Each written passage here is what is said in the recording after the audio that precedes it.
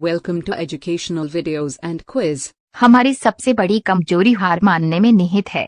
सफल होने का सबसे निश्चित तरीका हमेशा एक बार और प्रयास करना है, सिर्फ इसलिए कि कुछ ऐसा नहीं करता है जो आपने करने की योजना बनाई है। इसका मतलब ये नहीं है कि ये बेकार है। आपकी काबिलियत इस बात में है कि आप क्या हैं, इसमें नहीं कि आपके पास क्या है। ये थॉमस अल्वा एडिसन के कुछ प्रेरणादायक इंस्पिरेशनल कोट्स है। थॉमस अल्वा एडिसन एक अमेरिकी आविष्कारक और व्यवसायी थे। वह इलेक्ट्रिक लाइट बल्ब से संबंधित अपने प्रसिद्ध काम और कई अन्य नवाचारों के लिए दुनिया भर में एक प्रसिद्ध वैज्ञानिक हैं। हैरानी की बात यह है कि एडिसन ने लगभग 4 साल की उम्र तक बात करना नहीं सीखा था। 1854 में 7 साल की उम्र में एडिसन ने 12 सप्ताह की छोटी अवधि के लिए स्कूल में भाग लिया। एक अति सक्रिय बच्चा होने और ध्यान भंग होने की संभावना होने के कारण एडिसन के शिक्षक उसे संभाल नहीं पाए। उनकी मां ने उन्हें स्कूल से निकाल दिया और 11 साल की उम्र तक उन्हें घर पर पढ़ाया। इस प्रकार एडिसन की बचपन में औपचारिक शिक्षा बहुत कम थी। एडिसन को स्कूल से हटाना उनके करियर के लिए फायदेमंद साबित हुआ, क्योंकि उन्होंने ज्ञान और पढ़ने के लिए अपनी बढ़ती भूख के साथ स्व सीखने के कौशल विकसित किए। एडिसन शेक्सपियर के नाटकों के शौकीन थे और अभिनेता बनना चाहते थे। हालांकि अपनी तेज आवाज और हर दर्शकों के सामने अपने अत्यधिक शर्मीलेपन के कारण उन्होंने जल्द ही इस विचार को छोड़ दिया। अपने जीवन की शुरुआत में एडिसन ने टेलीग्राफ ऑपरेटर के रूप में काम किया। इस नौकरी ने डर्समकर टेलीकम्युनिकेशन क्षेत्र में उनके कई आविष्कारों को प्रेरित किया। एडिसन ने अपनी जिज्ञासा और सीखने की भूख के कारण पुस्तकालय की हर किताब को शेल्फ के नीचे आखिरी किताब से शुरू करते हुए पढ़ा। हालांकि उनके माता पिता ने उन्हें पढ़ने के साथ और अधिक चयनात्मक बनने के लिए निर्देशित किया। थॉमस एडिसन एक वाइज़ एडल्ट के रूप में लगभग बहरे थे, क्योंकि वे अपने जीवन के शुरुआती वर्षों में स्कारलेट ज्वर और कान के संक्रमण से प्रभावित हो गए थे। हालांकि एडिसन ने अपनी सुनवाई हानि के कारण के रूप में एक ट्रेन दुर्घटना का हवाला दिया। 13 साल की उम्र में थोड़े समय के लिए अखबार बेचने के बाद एडिसन ने अपना खुद का अखबार द ग्रैंड ट्रंक हेराल्ड प्रकाशित करने और अपने मौजूदा ग्राहकों को प्रतियां बेचने का फैसला किया। उन्होंने अप टू डेट कहानियां प्रकाशित की जो उनके ग्राहकों के बीच हिट हुईं। इस दौरान एडिसन ने बैगेज कार में एक छोटी सी प्रयोगशाला भी स्थापित की। हालांकि उनके एक प्रयोग के दौरान एक रासायनिक आग लग गई और कार में आग लग गई। एडिसन को एक बार फिर ट्रेन छोड़ने और अखबार बेचने के लिए मजबूर होना पड़ा।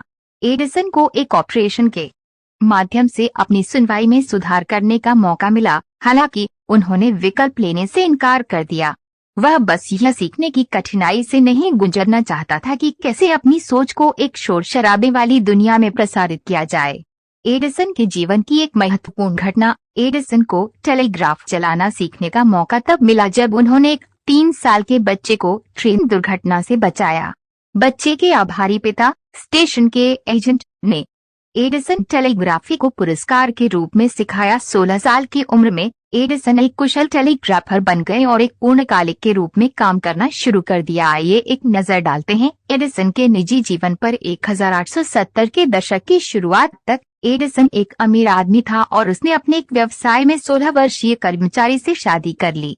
एडिसन की पहली पत्नी मैरी की मृत्यु 1884 में हुई थी। एडिसन ने 1886 में मीना मिलर के प्यार में पड़ने के बाद दोबारा शादी की। एडिसन ने अपने शुरुआती टेलीग्राफ दिनों के सम्मान में अपनी पहली पत्नी डॉट और डैश के साथ अपने 2 बच्चों का उपनाम रखा। अपनी दूसरी शादी के बाद एडिसन वेस्ट ऑरेंज चले गए। वहां उन्होंने अपने प्रयोगों के लिए एक और प्रयोगशाला बनाई।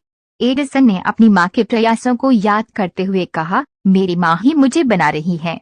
वह इतनी सच्ची थी, मुझ पर इतनी पक्की थी और मुझे लगा कि मेरे पास जीने के लिए कोई है जिसे मुझे निराश नहीं करना चाहिए। एडिसन ने अपने हजारों प्रयोगों की प्रगति को 2500 से अधिक पुस्तकों में 1876 में उन्होंने मेनलो पार्क, कैलिफोर्निया में अपनी पहली प्रयोगशाला स्थापित की। ये दुनिया की पहली औद्योगिक अनुसंधान प्रयोगशाला थी। एडिसन ने दुनिया की पहली व्यावहारिक तापदीप्त रोशनी का आविष्कार किया। दीपक को बनाने में उसे 1.5 साल का समय लगा, जो 13.5 घंटे तक जलता रहा। 31 दिसंबर 1879 को मेनलो पार्क प्रयोगशाला परिसर को पहली बार विद्युत रूप से जलाया गया था, जिसने एडिसन द्वारा इंजीनियर किए गए महान आविष्कार को जनता के सामने प्रदर्शित किया। दिलचस्प बात यह है कि अल्बर्ट आइंस्टीन का जन्म उसी वर्ष हुआ था। एडिसन ने एक विद्युत प्रकाश बल्ब का आविष्कार किया, जबकि आइंस्टीन ने दुनिया को ऊर्जा, द्रव्यमान और प्रकाश की गति के बीच के संबंध को समझाने वाले सबसे प्रसिद्ध समीकरणों में से एक दिया। समीकरण MC2 है। फोनोग्राफ एडिसन का सबसे प्रसिद्ध आविष्कार था। उनके सफल आविष्कारों में से पहला, जिससे उन्हें $40,000 की राशि प्राप्त हुई, एक बेहतर स्टॉक टिकट था। इसे यूनिवर्सल स्टॉक प्रिंटर कहा जाता था। इस आविष्कार के समय एडिसन केवल 22 वर्ष के थे। नई वित्तीय स्वतंत्रता ने एडिसन को अपने आविष्कारों पर ध्यान केंद्रित करने और उनके साथ पूर्णकालिक रूप से जुड़ने की अनुमति दी। मेनलो पार्क में एडिसन का पहला आविष्कार टिन फोइल फोनोग्राफ था। उन्हें व्हाइट हाउस में संयुक्त राज्य अमेरिका के राष्ट्रपति रदरफोर्ड बी. हेस को इसे प्रदर्शित करने के लिए आमंत्रित किया गया था। चट्टान से अयस्क को अलग करने की एक विधि का आविष्कार करने के लिए प्रयोग करते हुए एडिसन को लाखों डॉलर का नुकसान हुआ। ये उनके जीवन की सबसे बड़ी असफलता थी। Thomas Edison motion picture project करने वाले दुनिया के पहले व्यक्ति हैं। उन्होंने 23 अप्रैल 1896 को ऐसा सफलतापूर्वक किया। एडिसन ने अपनी बहरापन के संदर्भ में लिखा, मैंने 12 साल की उम्र से एक पक्षी को गाते नहीं सुना है। एडिसन प्रतिदिन 18 घंटे से अधिक काम करते थे। 1914 में 9 दिसंबर को एडिसन के अधिकांश कारखानों में भयंकर आग लग गई थी। हालांकि एडिसन एक और नई शुरुआत करने के लिए दृढ़ थे। उन्होंने अपनी टीम की मदद से एक बार फिर काम करना शुरू किया।